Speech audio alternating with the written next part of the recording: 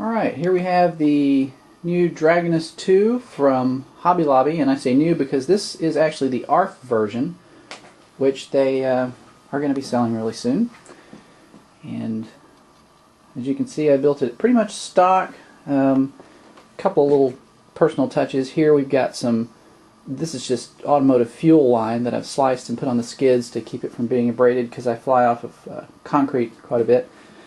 The tail servo mount, I chose to use a Futaba 9650 along with my 401, and that won't fit in the frame mount. So there are two options to mount it. One is a bracket that bolts onto the side of the frame, and the servo just sits in sideways. Unfortunately, that item was on back order, so I ordered these nice alloy boom mounts from rctech.com. And as you can see, they are a really nice fit. They fit the 12.8mm boom. So some people have used plastic T-Rex mounts, but you do have to stretch them out, and I'm just not comfortable doing that. So other than that, I believe it's pretty much stock. Let's pull the hood off and we'll go over where everything's mounted. Okay, hood's off. Just one quick comment.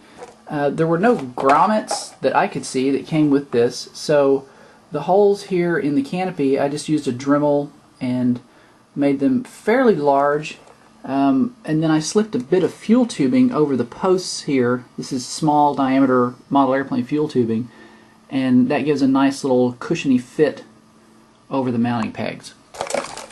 Let's see, the speed controller that was provided was a Jedi model Spin 33, which is a very nice programmable speed controller, and you do the programming. You can do some programming with the transmitter, but it's far better to use the spin box controller, which is really cool. You can set motor timing. It has a governor. You can go in and set your governor speeds. I haven't actually activated the governor yet, but I'm going to do that.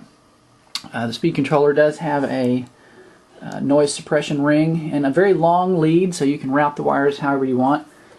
I just bundled the excess here, and the wires are tidied up here with waxed dental floss, which is a very easy way to do your wiring.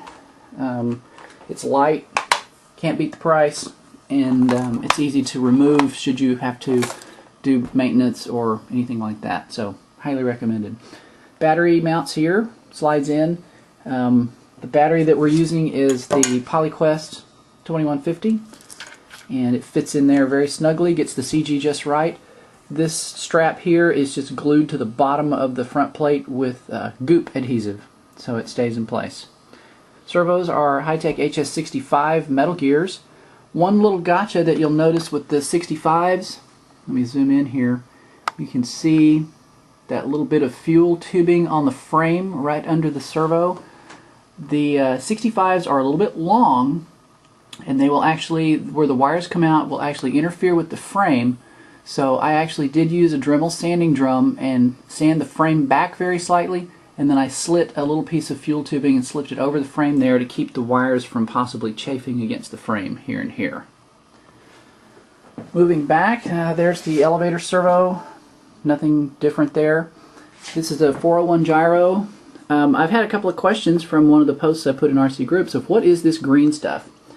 Well, this green stuff is foam, craft foam, that you can buy at many craft and dollar stores, and it's designed to be used for door hangers, hanging on a doorknob.